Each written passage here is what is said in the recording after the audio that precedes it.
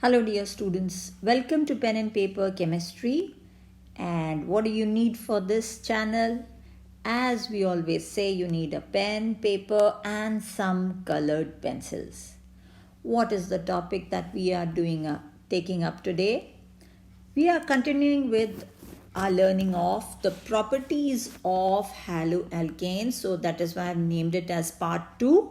In case you have not gone through part 1, please go through it so that you are able to connect with this lesson. And we are continuing with nucleophilic substitution reactions. A part of this flow chart was already given in part 1 of this video, where we have talked about extensively about nucleophilic substitution reactions in the case of haloalkanes. What are nucleophilic substitution reactions? In case you have doubts, there is a separate video on this topic dealt extensively. Please connect with that. We've already written the reaction of haloalkanes or alkyl halides with aqueous NaOH. We've done the Williamson's ether synthesis. We did do the reaction with alcoholic KCN, in which we talked about the formation of further products. Coming to further reactions, the reaction with AgCN, sodium nitrite, silver nitrite and many more. So let's go ahead. Alkyl halides, when they react with potassium cyanide, or you can also have sodium cyanide, what will they form? Now, if you are familiar with nucleophilic substitution reactions, you should not have any problem, because this is how we're going to do it. Make a box and finish it off. RCN plus KX, right?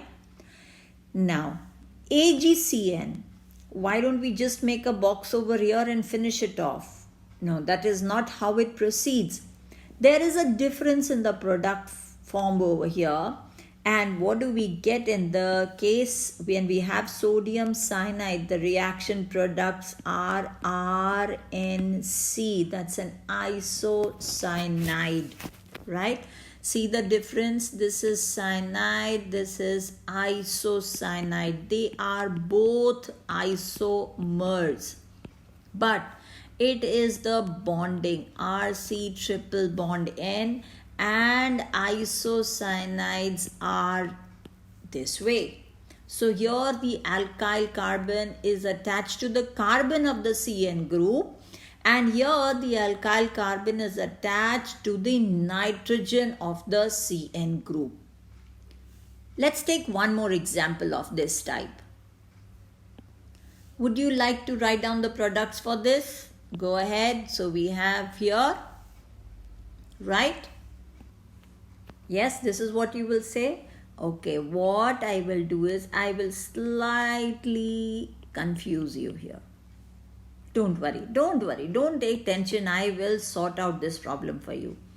Here will come the box and I will have RNO2. So we have a nitroalkane and an alkyl nitrite. Teacher, I came to this video in order to clear my doubts and not to get more doubts. I appreciate that, and that is what I'm going to do over here. We are going to talk about a concept which is called as ambident nucleophile. Now, nucleophile, you already know it means nucleus loving. Phile is loving, right? Something which loves nucleus. So nucleus is positively charged. That means a nucleophile is either negatively charged or it is rich in electrons. So maybe having lone pair of electrons on itself makes it a nucleophile. OH, right? Negative charge. Ambident. Ambi means two. It's like you have the word ambidextrous. Ambi means people who, ambidextrous, people can write with both hands, the left hand and the right hand. So ambi means both. Dent, I will connect it to the denture, teeth. That means what is there is, yes, you can say that it has two teeth.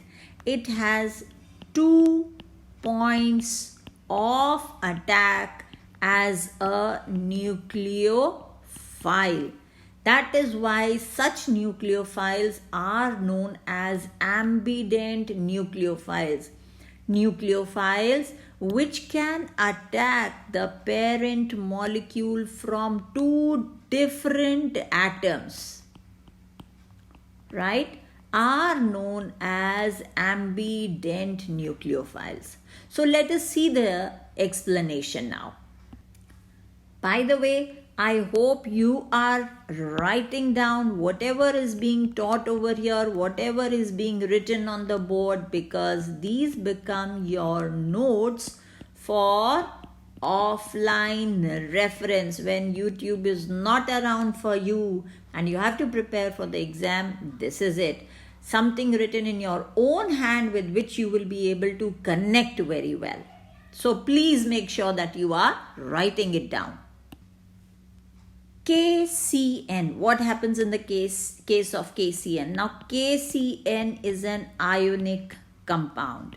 So ionic means what happens over here is KCN is K positive and Cn negative. How does C get the negative charge? Because it pulls the electrons from the potassium, right? It's an ionic bond. So we have over here C triple bond N, with the result carbon has a lone pair of electrons and a charge of minus. So it goes to alkyl halide and says, see, I have the negative charge on myself. Why don't you do away with the halogen and let me connect with you? And there we have the formation of the cyanide. Why can't AgCN also do the same thing? Let's understand that. AgCN perfectly. But if you notice, silver is a large atom over here. AgCN is a covalent compound. So although Cn does undergo resonance, but it should be available, right? The carbon should be available. The electrons should be available for resonance. So with the result, because here this time carbon is being kept busy by silver. So nitrogen tries to be smart over here and it goes to the alkyl halide, says, see, I have a lone pair of electrons. Why don't you take mine and let me form bond with you? Do away with the halogen. And that is what happens over here. Although things don't happen so easily, but for your level of understanding, I think this should be sufficient. For greater details, definitely we can learn more as a separate video as well. Let's take one more example. We've got potassium nitrite and silver nitrite. So actually this compound is KNO2, but if you notice again, it is an ionic compound. Now ionic means the negative charge is on the more electronegative atom, that is oxygen over here. If you have further interest, you can draw the resonance structures of the nitrite ion as well as the Cn ion in order to understand it further. So what happens over here? When it goes to attack the alkyl halide, see, our alkyl halide is ready. It says, okay, where should I get attached? This is here. Oxygen is carrying the negative charge. With the result, we will have O, N, double bond O as our product, which is an alkyl nitrite. How about AgNO2?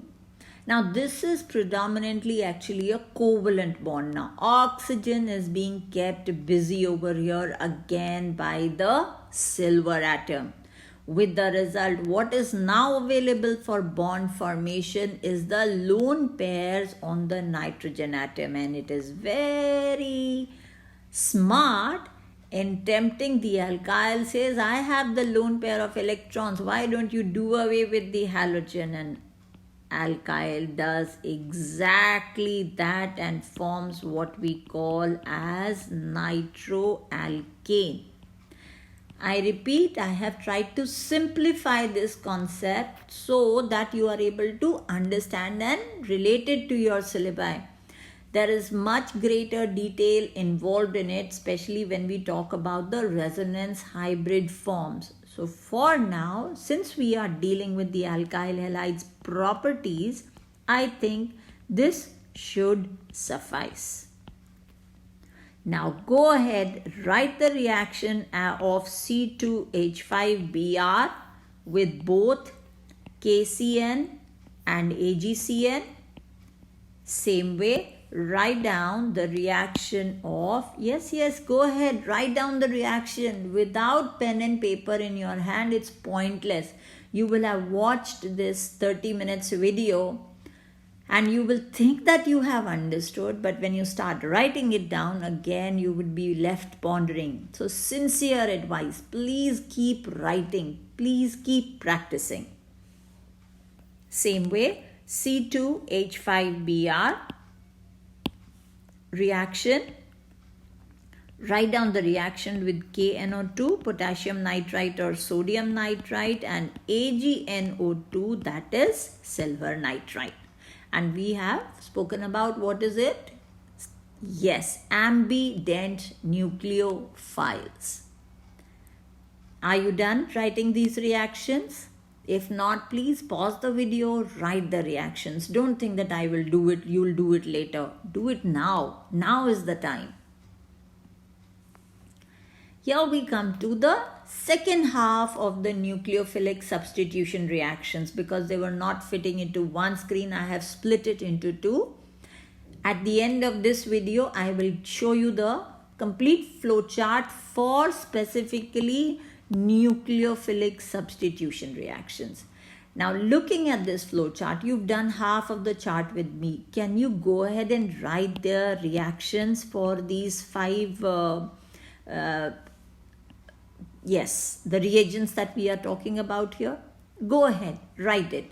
The first one we are talking about is alkyl halides with aqueous NaSH, right? So we've got over here NaSH. Oh, have you ever heard about this compound? Sounds confusing, right? How will you name NaOH? Very good. You will name it as sodium hydroxide. As simple, teacher, what is this question? Okay then, name NaSH. Of course, sodium is the same. Hydrogen is also the same. What about oxide? Instead of oxide, we have sulfur. So it becomes sodium hydrosulfide. And not to forget it, that all these reactions are taking place in an alcoholic solution, because alkyl halides do not dissolve in water, right? So we are going to carry out this reaction.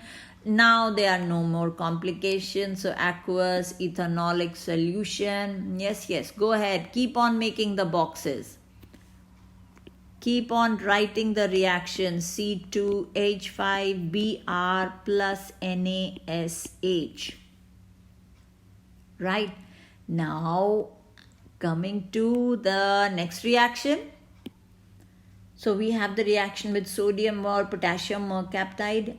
This reaction you may not come across in most of the syllabi. So it's okay in case it is not there. You do not want to overload yourself with information. It is very, very fine. Yes. So, but if you want to go ahead, just make the box over here and that's it. You have the product ready. So you will have over here, let me make it a little more neater. So we have alkyl halide plus NaSR dash mercaptide. So we have NaX and we have RSR dash. Oh my God, what is this now? What is ROR dash? Very good. Ether. You replace the oxygen by sulfur. What word do you have to put? Thio. So this becomes a thioether. You can just add it to your knowledge, right? There is no harm in learning anything new. Go ahead, complete this reaction. So there is Na2S, but there is only one halide. We need two halogen, right? So let's do it. NaX. So there are two NaX formed over here. Sodium halide, 2 moles. What about the rest? Yes, RSR. So what compound is this? Look carefully on this board. What do you see? You named a compound just now. Just try naming this. What compound is this? Ether.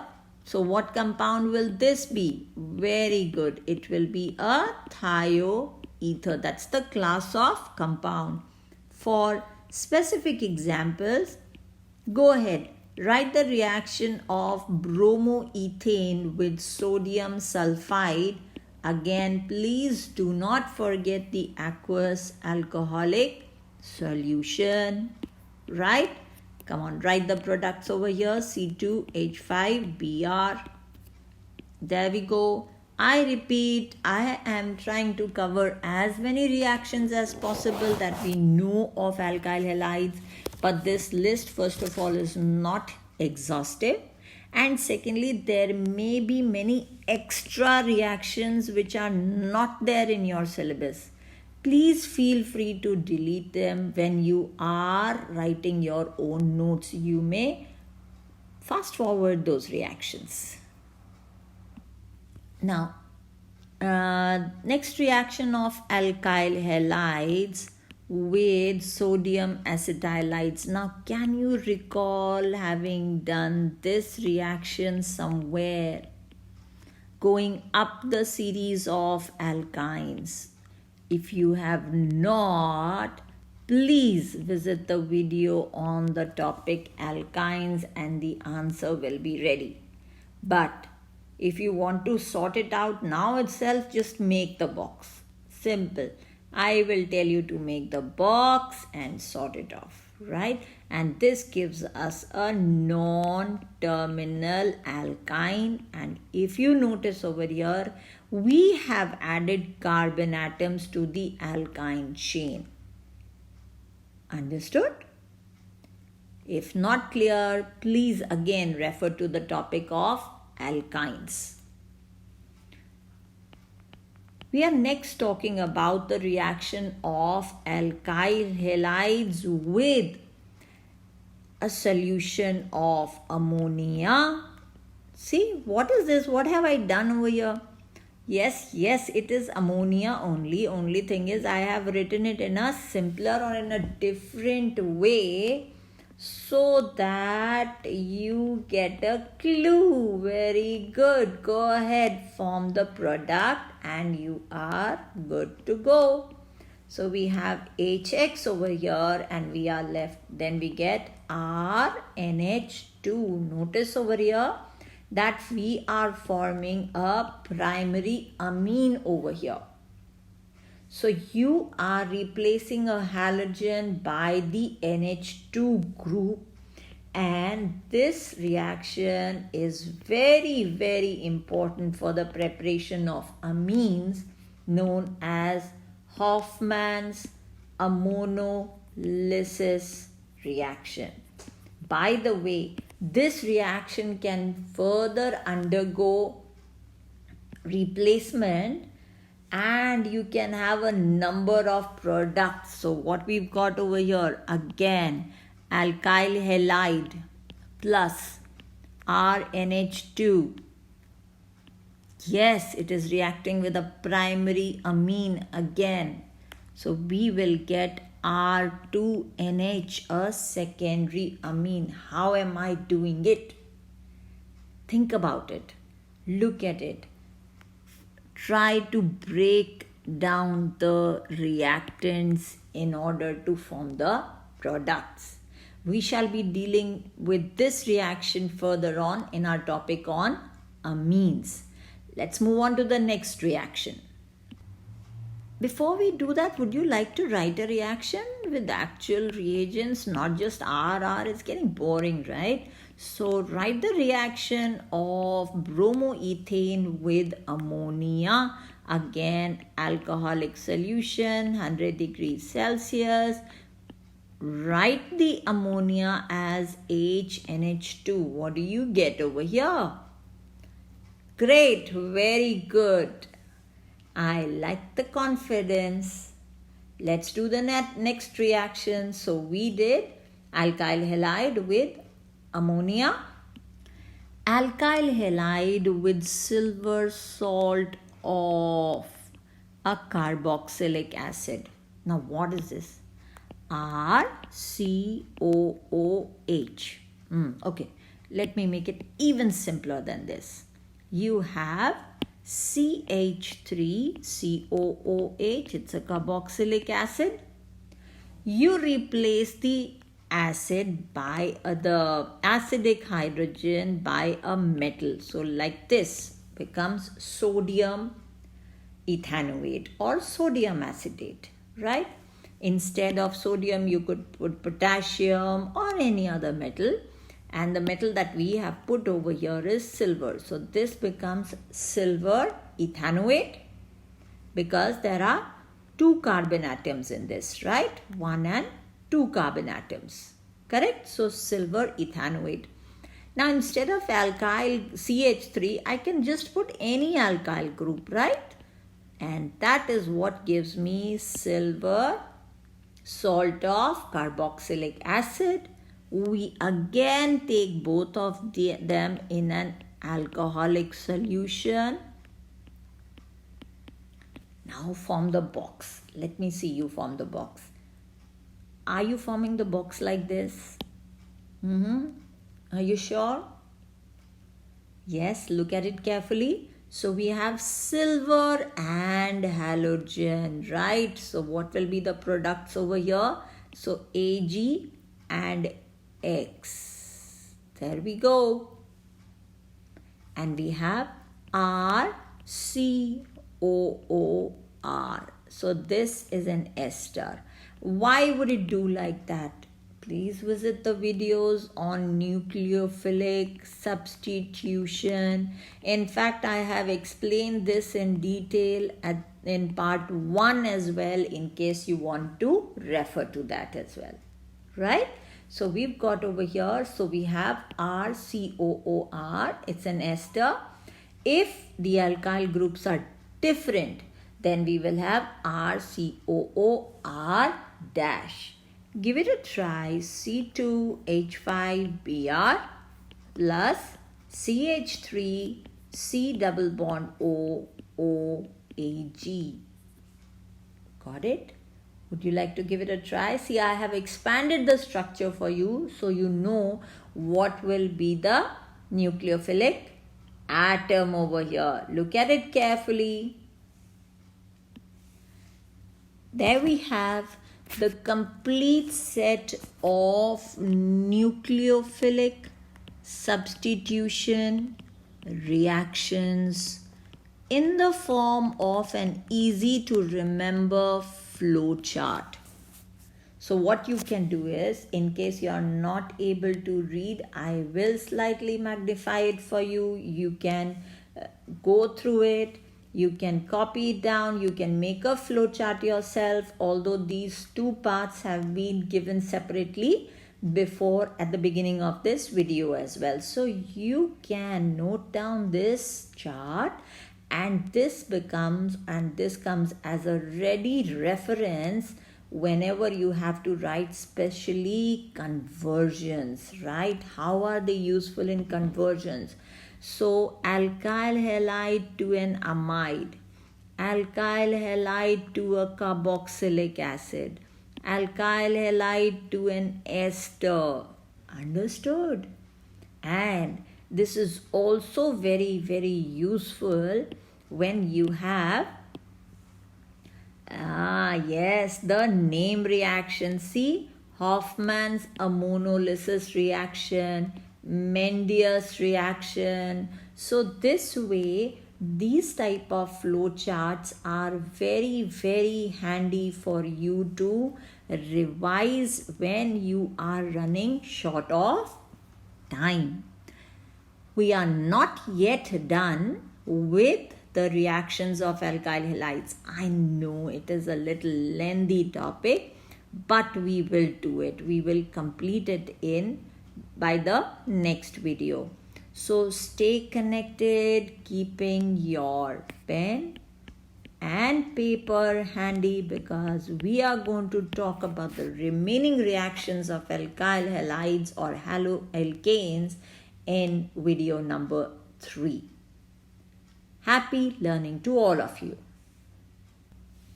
And yes, if you are able to connect to the channel, as all YouTubers say, please like, subscribe, and most important for me is that you share this knowledge with as many students or classmates as possible. Don't worry, you can teach them yourselves, and you will find that when you teach, your learning also gets consolidated. You can always direct them to this channel. Most welcome, but each one teach one. Go ahead, give it a try and see your learning graph rise steeply. Happy learning to all of you once again.